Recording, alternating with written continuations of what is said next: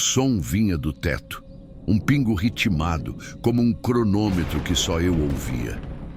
Eu estava morando ali fazia só umas 2 semanas. Era um prédio antigo, anos 50, mas tinha passado por reforma e estavam anunciando como retromoderno. Essas coisas que colocam no anúncio para cobrar caro mesmo sendo só pintura nova por fora. Mas era central, cabia no orçamento e tinha uns detalhes que me chamaram a atenção. Pé direito alto, janelas amplas, piso de taco original. Eu curti. Naquela madrugada caiu uma daquelas tempestades de verão que parece que vai carregar tudo. Relâmpago, trovão, vento lateral. Eu estava no sofá com o notebook no colo, tentando terminar um código que eu já devia ter mandado. A luz piscava às vezes e eu ficava torcendo para não cair de vez.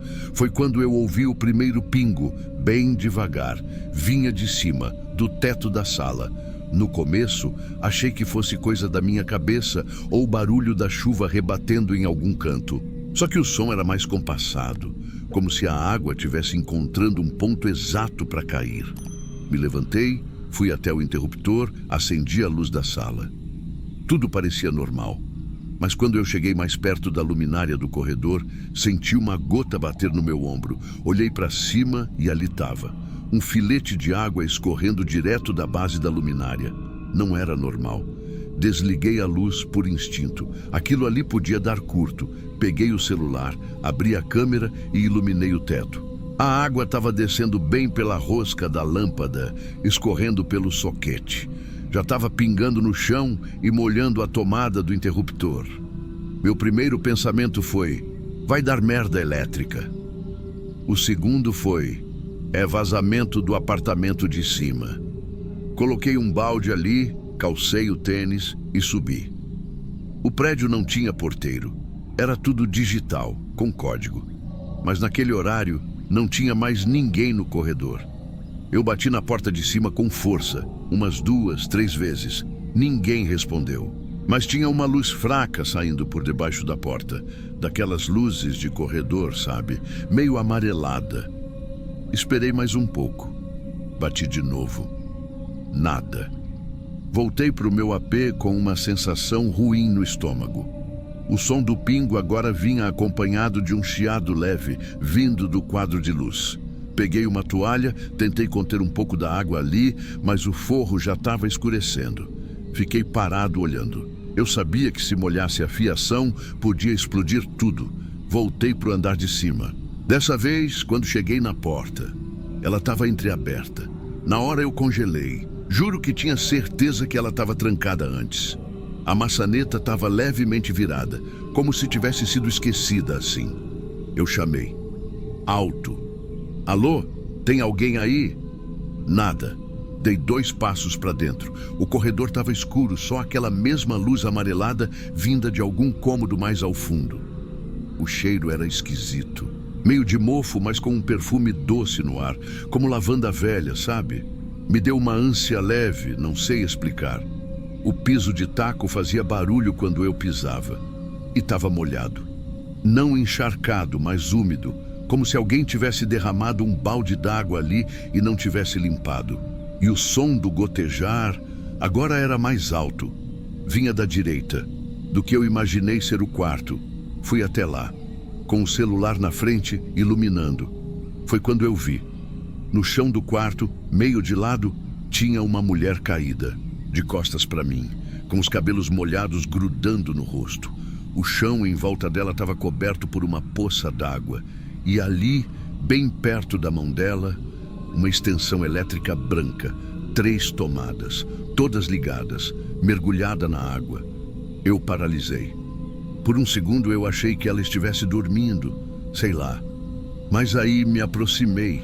A pele do braço dela estava pálida demais, azulada em alguns pontos.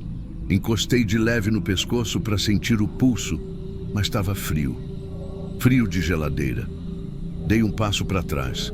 Meu celular tremia na minha mão.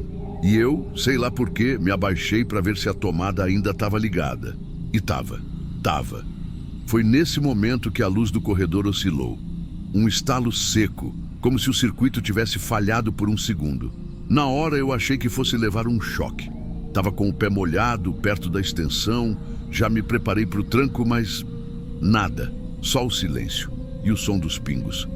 Talvez tenha sido acidente, talvez não, mas eu entrei e agora sou parte disso, mesmo sem saber o que isso é. Eu liguei para o 190 com a mão tremendo. Tentei explicar o que estava vendo, mas minha cabeça estava embaralhada. Falei do vazamento, da mulher no chão, da tomada ligada. Eles pediram para eu não tocar em mais nada e esperar a viatura. Fiquei ali parado, meio no corredor, meio dentro do apartamento. Não conseguia sair nem entrar de verdade. Só ficava olhando aquela cena e tentando entender como aquilo tinha começado. Por que a água estava vazando daquele jeito? Por que a porta estava aberta? E por que, mesmo com a extensão ligada, eu não tomei choque nenhum? O cheiro ficou mais forte com o tempo. Uma mistura de coisa velha, perfume doce e alguma coisa estranha, metálica, que parecia sair do próprio chão molhado. Eu encostei na parede e esperei, tentando não olhar mais para o corpo, tentando controlar a respiração. A polícia chegou uns 20 minutos depois. 2 agentes, uma mulher e um cara mais velho. Vieram já com a lanterna ligada, perguntando alto se tinha alguém ali. Levantei a mão e falei que tinha sido eu quem ligou. Eles viram a mulher no chão e chamaram reforço. Logo depois, chegou a equipe de socorro. Tentaram reanimação, mas nada. Ela já estava morta fazia horas, segundo um deles. Quando começaram a me fazer perguntas, eu respondi tudo. Nome, andar de baixo, motivo de ter subido. Mostrei a goteira, o balde, as fotos que tirei do teto. Expliquei que só entrei porque a porta estava aberta e estava com medo de curto-circuito. O clima começou a mudar quando viram minhas digitais em algumas coisas lá dentro. Um dos investigadores me chamou de canto e perguntou com uma calma que me irritou: "Você conhece a moradora daqui?" Falei que não, nunca vi. Só sabia que era uma mulher, porque tinha escutado uma vez um secador ligado de madrugada e voz baixa cantando. Coisa assim. A policial ficou anotando, mas com uma expressão que deixava claro: eu já era parte da cena.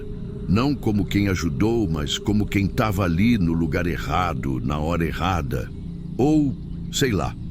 No dia seguinte me chamaram para prestar depoimento na delegacia. Disseram que era procedimento, mas me fizeram repetir tudo umas 3 vezes. Perguntaram como eu sabia que a porta estava destrancada, se forcei a entrada, se toquei nela. Repetiram a história da extensão elétrica. Por que não tomei choque? Se ela morreu por choque e eu encostei na água, por que eu não fui atingido? Eu não sabia responder. E cada vez que eu falava não sei, parecia que piorava a minha situação. Voltei para casa esgotado. Me sentei no sofá e fiquei horas olhando para o teto. O vazamento tinha parado. O forro ainda estava manchado, mas seco. A luminária ficou escura depois daquilo. Não tive coragem de trocar a lâmpada. Uns 3 dias depois, encontrei um dos vizinhos no elevador. Um senhor de terno amarrotado, cara de poucos amigos. Ele me reconheceu e soltou. Era questão de tempo. Essa mulher vivia brigando com todo mundo. Fazia barulho de madrugada, reclamava de tudo. Já disseram que tinha umas crises, morava sozinha desde que o namorado sumiu do prédio. Não soube o que responder, mas aquilo ficou na minha cabeça. Desde que o namorado sumiu, fui atrás de informações, tentando entender. A síndica não quis me atender. Alguns moradores me evitavam. Outros fingiam que não sabiam de nada. O prédio inteiro parecia guardar um silêncio velho, abafado. Como se o que aconteceu não tivesse sido novidade, só incômodo. Eu tive que contratar um advogado. Não fui indiciado, mas o caso ainda está em aberto, segundo ele. A perícia não conseguiu determinar com certeza se foi suicídio, acidente ou outra coisa. A extensão elétrica por algum motivo estava ligada, mas com corrente muito baixa. E tinha sinais de que ela tinha tentado puxar o fio ou afastar com a mão. Não sabem. Só sei que desde aquela noite eu não durmo do mesmo jeito. Cada som vindo do teto me deixa alerta.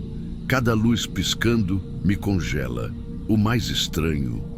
2 semanas depois, a síndica mandou pintar o apartamento de cima. Disseram que iam reformar para alugar, mas até hoje ninguém se mudou. Às vezes, no silêncio da madrugada, o teto estala e mesmo sem água pingando, eu ainda sinto umidade na garganta. Tem noites em que fico deitado, olhando para o forro e a pergunta volta: se a água veio de cima, de onde veio a culpa que ficou comigo?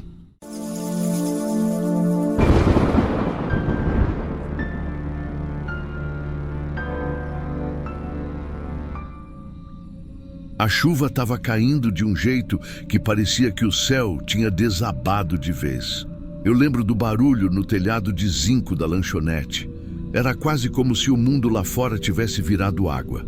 E eu só pensava numa coisa: preciso chegar em casa. Tinha prometido para minha mãe que ia sair cedo, mas fiquei para ajudar a limpar o salão depois do último cliente. Foi ficando tarde e quando fui até o ponto, vi que o ônibus tinha sido cancelado por causa da tempestade. Nem tinha mais ninguém na rua, só as poças se juntando cobrindo até o meio-fio. Não sei explicar direito. Era uma mistura de medo de levar bronca em casa e desespero por não perder a prova no dia seguinte. Eu estudava à noite e trabalhava ali de dia. Não podia reprovar, não podia mesmo. Tentei ligar para a radiotáxi, mas nenhum topava a corrida. Disseram que a estrada estava alagada, perigosa, que só no outro dia. Fiquei parada embaixo da marquise, abraçada na minha mochila molhada, pensando em dormir ali mesmo, mas o frio estava cortando. Foi aí que decidi andar. Tinha um posto de gasolina a uns 2 quilômetros dali, do outro lado da rodovia antiga. Não era a melhor ideia, mas era a única. Fui a pé, passo por passo, tentando não escorregar. Os relâmpagos rasgando o céu de vez em quando clareavam tudo. A estrada parecia sem fim. Uns 10 minutos depois, escutei um motor. Me virei e vi os faróis de um carro antigo vindo devagar. Não reconheci de primeira, mas era um modelo desses mais velhos, farol amarelado, meio baixo, tipo Opala antigo, sabe? O carro parou do meu lado. A janela desceu só um pouco. O motorista era um homem de meia idade, chapéu meio encharcado e sotaque do interior. Me perguntou se eu queria carona até o posto ou até mais adiante, caso eu fosse para a cidade. Eu hesitei, mas o frio, a chuva, a solidão, tudo me empurrou para dentro daquele carro. Na hora que entrei, reparei que o banco estava molhado, o ar cheirava a couro velho. Tinha um crucifixo pendurado no retrovisor e um jornal enrolado no banco do passageiro. Coisa de pai de família, pensei. Eu disse meu nome e agradeci. Ele só respondeu: "Você não devia andar sozinha nessa chuva. O mundo anda esquisito demais." A voz era calma, quase lenta. Logo que puxei a porta, percebi que a maçaneta não funcionava por dentro. Ela fechou com força e travou. Tentei destravar, mas não tinha pino. Fiquei quieta, não quis parecer desconfiada. Ele começou a conversar. Primeiro comentou da chuva. Disse que estava vindo do interior, que visitava a irmã. Aí perguntou onde eu morava. Eu respondi só o bairro. Ele quis saber mais. Se minha mãe era casada, se eu tinha namorado. Comecei a ficar desconfortável.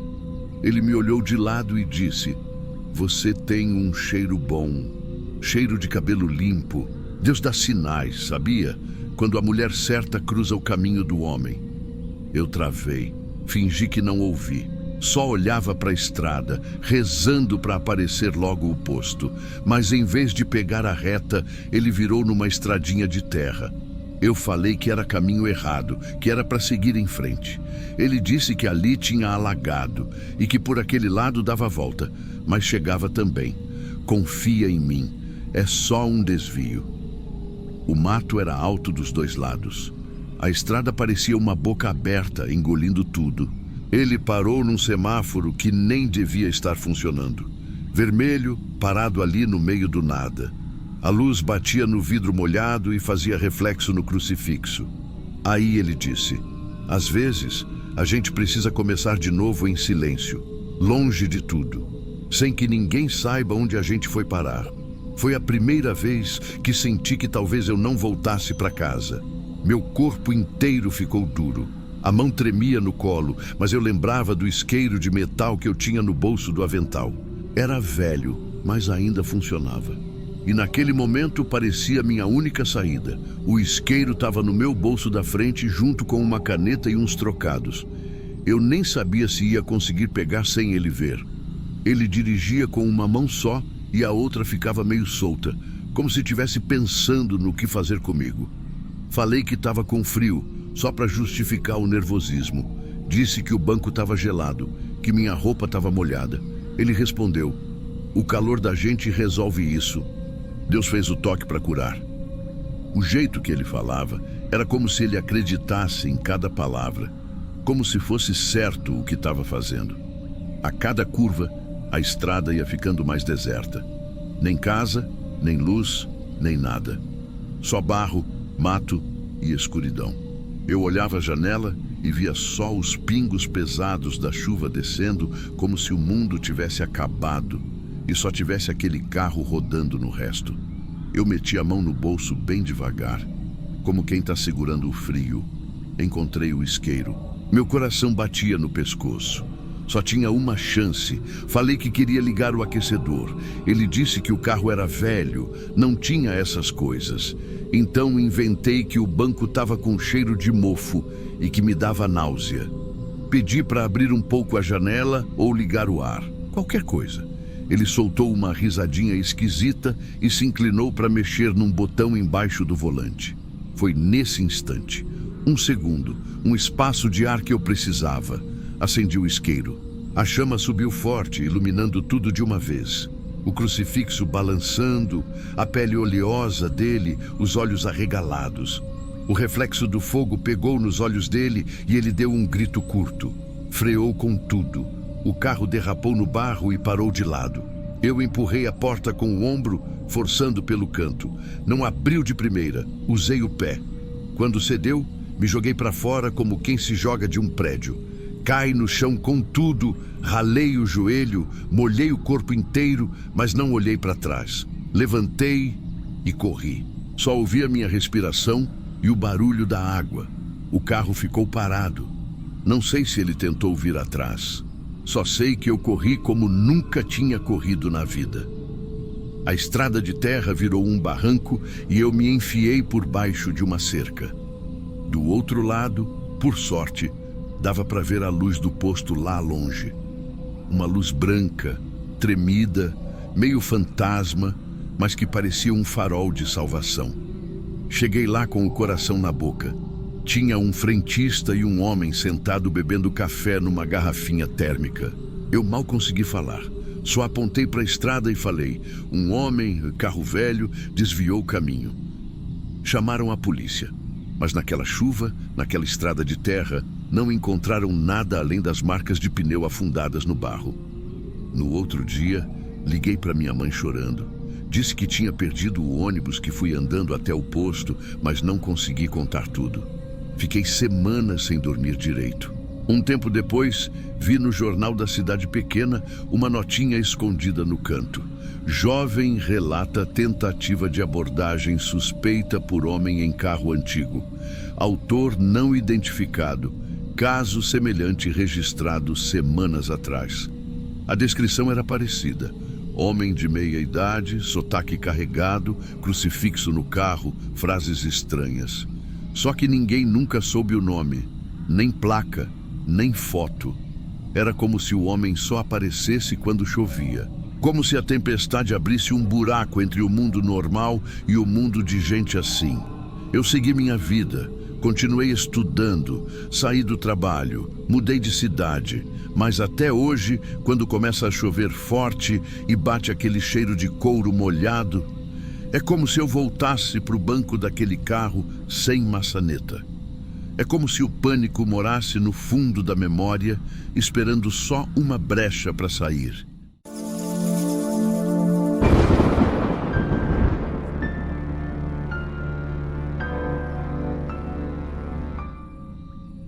Meu nome é Renato, tenho 27 anos, estudo geografia na Federal e costumo fazer umas fotos nas horas vagas. Nada profissional, só coisa que eu gosto mesmo. Natureza, céu, detalhes que pouca gente para ver. Era para ser só mais uma dessas saídas, mais uma trilha de madrugada com os meninos. Mas teve uma coisa naquela noite que eu nunca mais consegui esquecer. A gente estava numa vilazinha do interior de Minas, dessas que tem mais pedra que asfalto. Eu e 2 amigos, o Leandro e o Gui, passamos a noite num barzinho perto da praça, ouvindo um cara tocar violão, cerveja barata, pouca luz. A ideia era esperar a madrugada e subir para uma cachoeira que tinha na serra. De lá, dava para pegar o nascer do sol com um ângulo limpo, sem poste, sem telhado, sem nada. A previsão estava avisando, possibilidade de chuva. Mas ali, ninguém deu bola. A gente até riu. Ah, é só nuvem carregada. De manhã já vai ter passado. O Leandro ainda brincou que chuva deixa a paisagem mais dramática para as fotos. Começamos a subida lá pelas 4 e pouco. Céu ainda escuro, aquele vento que não é frio, mas também não é morno, só estranho. Levei minha câmera e o tripé, o Gui ficou com a lanterna, o Leandro com a mochila d'água. A trilha era daquelas estreitas, com uns degraus de raiz de árvore, escorregadia. Mas a gente já tinha feito aquilo antes. O chão estava meio molhado, mas ainda dava para seguir. O problema foi que depois de uns 20 minutos, o clima mudou. Seco demais, silêncio estranho. Sabe quando até o som dos grilos parece desligar? A gente percebeu ao mesmo tempo. Paramos. O Leandro olhou para cima e falou: "Tá reparando que o ar tá meio elétrico?" Não sei explicar. Só sei que meu braço inteiro estava arrepiado e não era medo. Era tipo quando você põe a mão muito perto da televisão antiga. Um zumbido baixinho começou a encher o ouvido. Agudo, incômodo. Mas a gente continuou. Pouco depois, achamos o mirante. Uma pedra imensa, meio oval, que se projeta para fora do barranco. A vista ali era coisa de calendário. O vale todo lá embaixo, com neblina subindo e o céu começando a clarear. Mas com umas nuvens, pesadas demais. Umas manchas roxas, quase pretas, espalhadas no horizonte. Montei o tripé. Ajeitei o enquadramento, ainda sem tirar a lente da bolsa. E aí, veio um barulho. Não foi trovão. Não foi trovão. Foi tipo um estalo surdo, como se um cabo grosso de aço tivesse rompido. Sabe quando arrebenta um fio de alta tensão? Aquele som grave que parece vibrar por dentro do peito.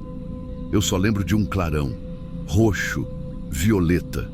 Um brilho que parecia sair da terra. A luz pegou tudo de uma vez, sem fazer sombra de nada. Um segundo antes de eu ouvir o som, a câmera caiu da minha mão. Só que não foi porque eu soltei. O som veio depois. Um estrondo que não foi só alto, foi pesado. Sentiu no peito, nas costas, no estômago. Parecia que o chão inteiro tinha tomado porrada. A pedra embaixo da gente tremeu. No mesmo instante, alguma coisa quente subiu pela sola do meu pé, pela canela. Um formigamento forte, tipo um choque, mas lento. Eu só lembro de olhar para o Gui, que estava com os olhos arregalados, a lanterna no chão, tremendo sem piscar. Um galho, não, um pedaço de árvore mesmo, despencou do lado da gente.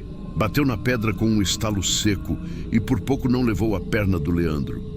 A madeira ainda saiu fumegando. Eu gritei o nome deles, nem sei se ouviram. Só sei que saímos dali do jeito que dava. A pedra estava lisa, escorregando. O tripé ficou para trás. A câmera, eu nem lembro onde caiu. A trilha já tinha virado um barranco de barro e água. O céu desabou de uma vez. A chuva era grossa, batendo com força. A gente escorregava o tempo todo. Tinha parte que não dava para saber se era trilha ou se era um rio se formando. Um tombo atrás do outro. Eu ralei o braço numa pedra. O Gui torceu o pé, mas ninguém falava nada. Quando a gente chegou de volta na vila, estava amanhecendo. O bar onde a gente tinha ficado antes ainda estava fechado. Ficamos embaixo do toldo, pingando, sem falar uma palavra, só escutando a água batendo no telhado. Depois de um tempo, o Leandro tentou explicar para uma mulher que estava passando que um raio tinha quase pegado na gente. Ela só respondeu: "Mas vocês subiram com esse tempo?" Não era julgamento, era espanto mesmo. Como se fosse óbvio que não se faz isso. A gente não ficou mais na vila, arrumamos as coisas e fomos embora no mesmo dia. A impressão era de que cada um queria esquecer logo, fingir que não tinha acontecido. Mas eu não consegui. 2 dias depois, eu voltei, sozinho. Subi a trilha de novo, devagar. O tempo estava limpo dessa vez, mas eu ia escutando tudo. Até o som dos meus passos parecia errado. Quando cheguei na pedra, estava lá.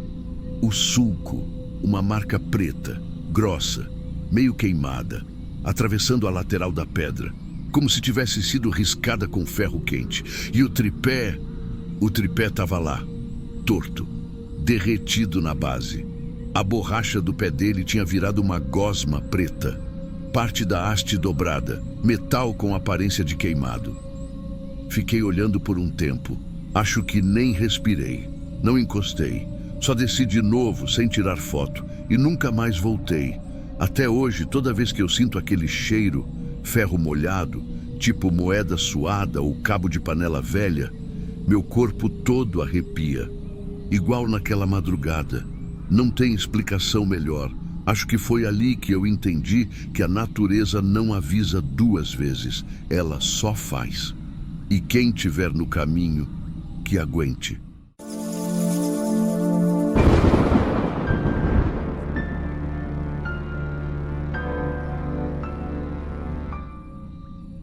Eu já dirigi no meio de enchente, neblina fechada, cerração de apagar farol. Mas aquela noite foi diferente. E não tô falando só do tempo. Tô falando de uma sensação que eu nunca consegui explicar direito. Era como se a estrada tivesse me engolindo aos poucos. Começou quando eu saí de Campo Mourão, perto das 11 da noite, com destino a uma transportadora em Londrina. Frete apertado, carga leve. Era para ser uma viagem tranquila. Só que naquela semana eu já não estava bem. Tinha discutido feio com a Karina, minha esposa. Das piores brigas, daquelas que a pessoa fala o que não devia só para ferir. Ela me acusou de escolher a estrada, de fugir de casa, de me esconder no caminhão para não encarar o que a gente virou. E olha, eu fiquei calado na maior parte do tempo. Porque no fundo, ela tinha razão. Eu não sabia mais o que responder. A tempestade começou quando eu já estava na metade da rodovia.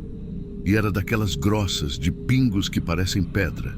O barulho da chuva batendo no para-brisa era tão alto que parecia vir de dentro do peito.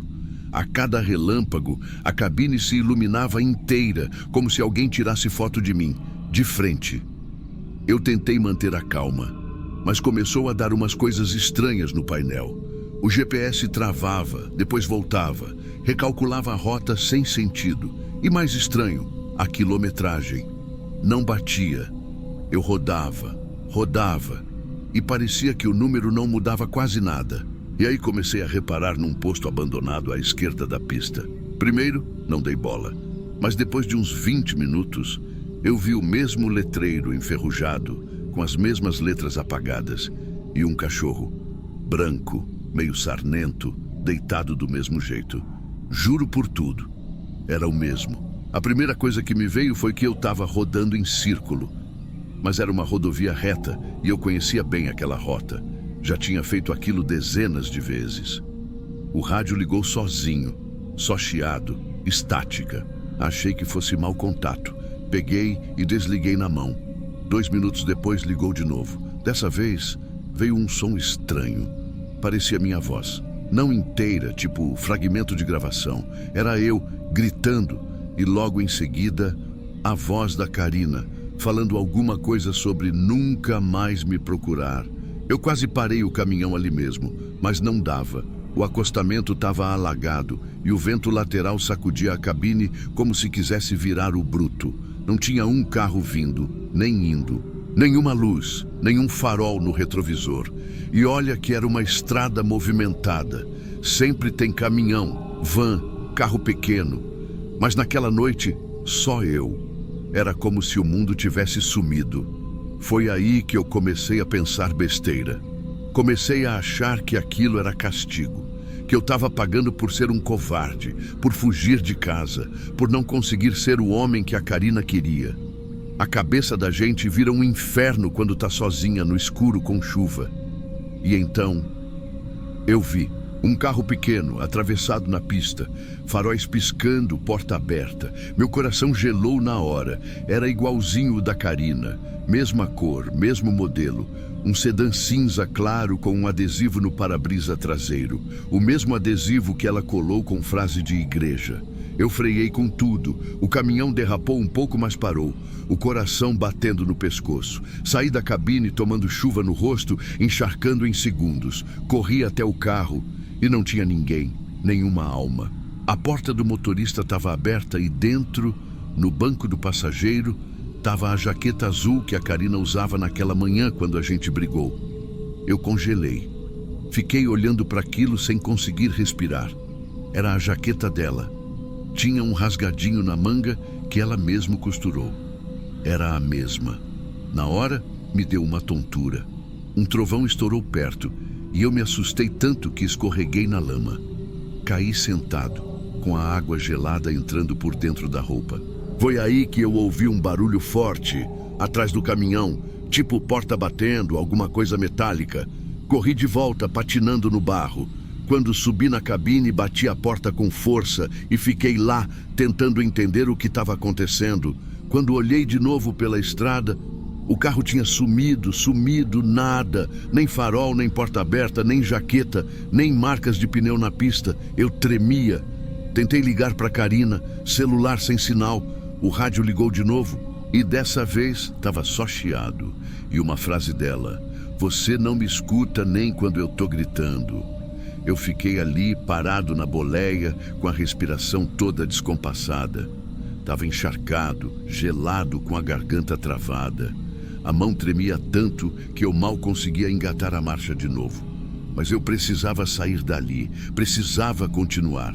Aos poucos fui retomando a viagem. A estrada parecia ainda mais escura. O limpador de para-brisa já não dava conta da água.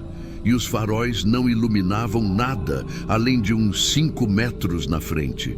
Parecia que a estrada estava se apagando à medida que eu passava.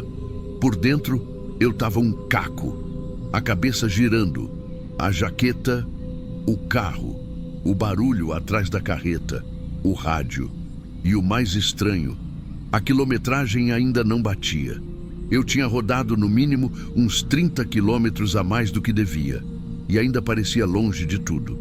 Olhei o GPS, tela preta, travado, sem sinal. Eu nem sabia mais se estava indo ou voltando. Pensei em parar de vez, dormir ali mesmo, mas a ideia de desligar o caminhão no meio daquela estrada deserta me dava mais medo do que seguir. Eu precisava ver gente, um posto, uma guarita, qualquer coisa com luz. Quase 1 hora depois, ou o que eu acho que foi 1 hora, vi um borrão de luz à frente. Um posto. Aquilo parecia um milagre. Estacionei na primeira vaga, desliguei o motor com a mão suada e desci. O lugar era pequeno, meio antigo, mas estava aceso. Entrei no mini-mercado e o frentista, um senhor de boné com a aba virada para cima, me olhou como quem vê assombração. Ele perguntou se estava tudo bem. Eu só pedi um café e sentei. Fiquei quieto por uns minutos, tentando botar as ideias no lugar. Aí perguntei: "Aquela estrada ali, tá tudo certo com ela?" Tava estranha demais. Não cruzei com ninguém a viagem toda. Ele deu uma risadinha nervosa, do tipo que não sabe se é piada ou preocupação. "Amigo, aquela estrada tá interditada desde hoje de tarde. Teve deslizamento antes do entroncamento. Tá bloqueada lá e cá. Ninguém passou por ali hoje à noite." Na hora, eu gelei. "Como assim ninguém passou? Eu vim por ela agora. Saí umas 11 da noite." "Impossível. Te juro, a Defesa Civil veio aqui e deixaram até cartaz." tá tudo interditado. Você deve ter feito outro caminho. Mas eu sabia que não. Eu conhecia aquele trecho de olhos fechados. Eu peguei exatamente a rodovia de sempre. Não tinha como eu ter vindo por outro lugar. O café esfriou na minha mão. O frentista me olhava meio desconfiado, meio com pena, como se achasse que eu estava em surto. Peguei o celular e tentei de novo ligar para Karina. Dessa vez chamou. Ela atendeu. A voz estava normal, viva, mas distante. Sabe quando a pessoa fala com aquele tom de quem está ali só por educação? Oi. Karina, você tá bem? Tá em casa? Tô. Por quê? Não, nada. Só queria saber. Ficou um silêncio estranho, até que ela disse: aconteceu alguma coisa? Não, só tive uma noite ruim. Ela suspirou, aquele tipo de suspiro que não quer continuar a conversa. Agradeci, desejei boa noite e desliguei. Fiquei encarando o celular. Ela estava viva, nunca saiu de casa, não estava na estrada. Então, o que eu vi ali? Que carro era aquele? Que jaqueta era aquela? Como eu dirigi por uma estrada interditada, sozinho, sem sinal, com os marcos se repetindo, com um carro que sumiu, com um rádio que tocou a voz dela. Eu não sei, mas uma coisa eu sei. Aquela estrada só me mostrou o que eu vinha evitando. Eu já estava perdido, bem antes de entrar no caminhão.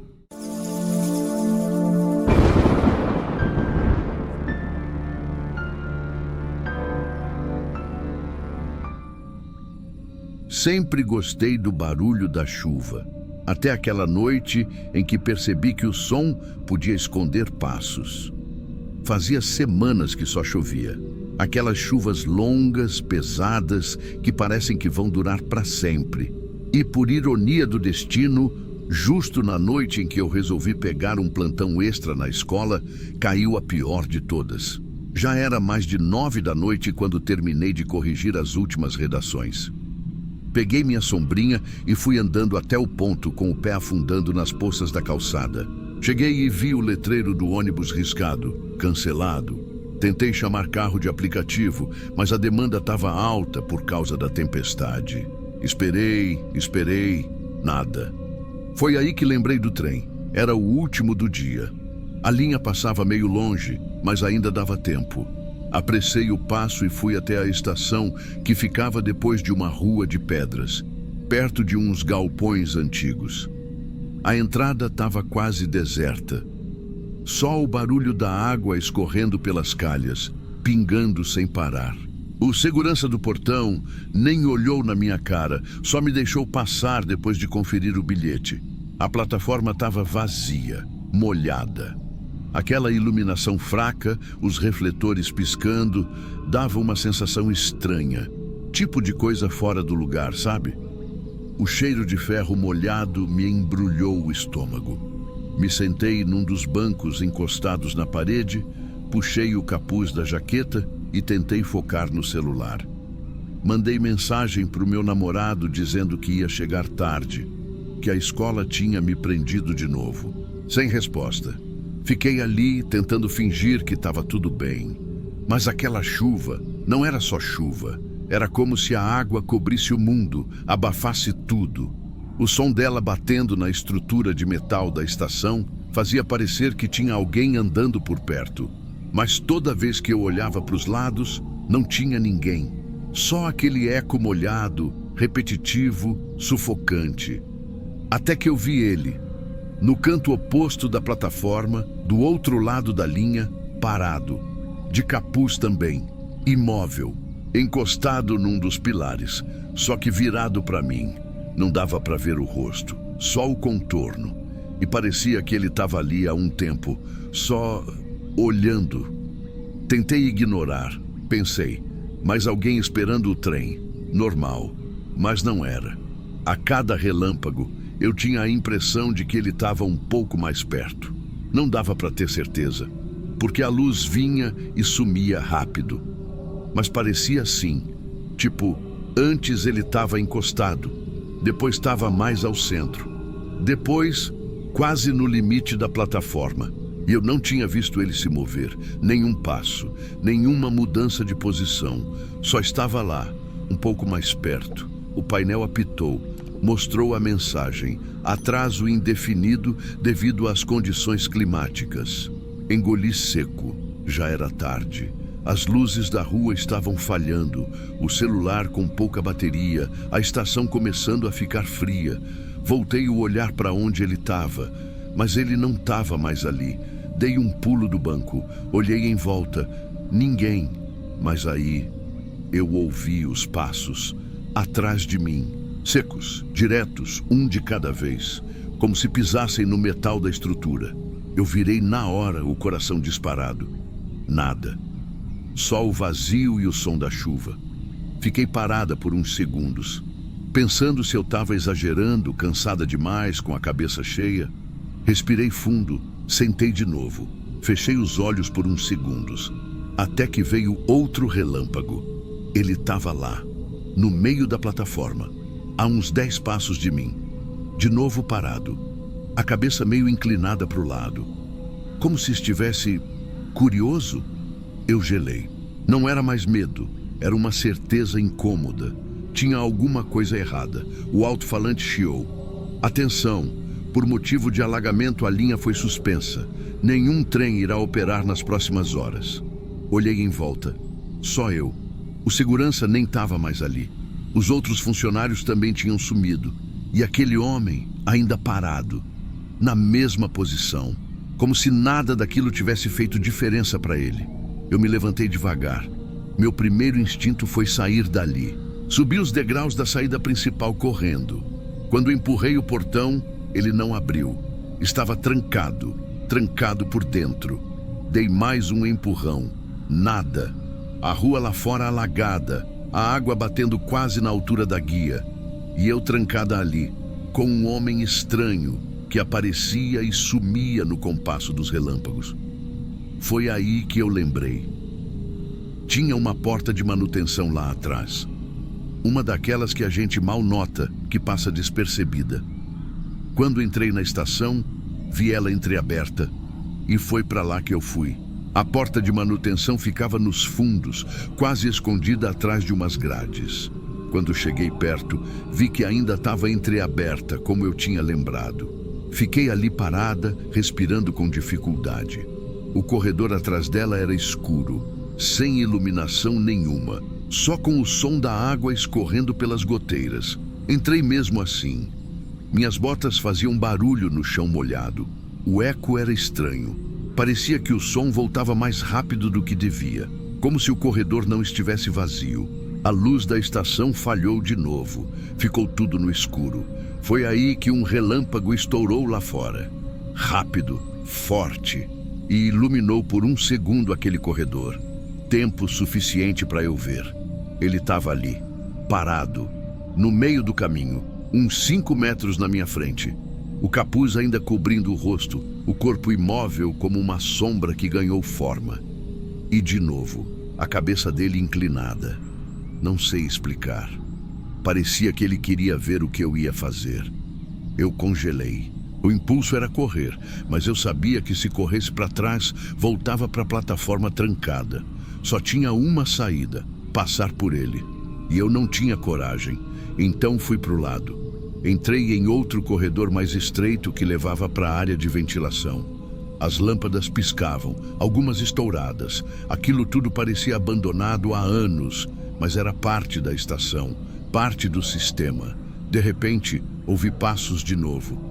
Mas não vinham de trás, vinham de cima, como se ele tivesse subido, como se tivesse um andar acima, andando exatamente sobre mim. A essa altura, eu já não conseguia pensar, o corpo tremia, os dedos frios. A lanterna do celular mal funcionava, só dava uns flashes curtos, e o som da chuva não parava. Parecia até que caía dentro da minha cabeça. Achei uma escada metálica no fim do corredor. Subi sem pensar. No topo, empurrei uma porta pesada de ferro que dava para uma lateral da estação, perto dos trilhos antigos. O lugar estava alagado, mas dava para passar. Tinha uma fresta entre a grade e a parede. Me espremei ali e saí para o lado de fora. A chuva me atingiu com tudo. Corri sem olhar para trás, encharcada, desorientada. Os carros passavam rápido na rua principal, a água batendo na cintura em alguns pontos. Gritei para um táxi e, por milagre, um parou. Entrei tremendo. O motorista só olhou pelo retrovisor e perguntou se eu estava bem. Eu não consegui responder. Só pedi para me levar para casa. Cheguei com as roupas grudadas no corpo e os pensamentos embaralhados. Fechei todas as portas, tranquei tudo.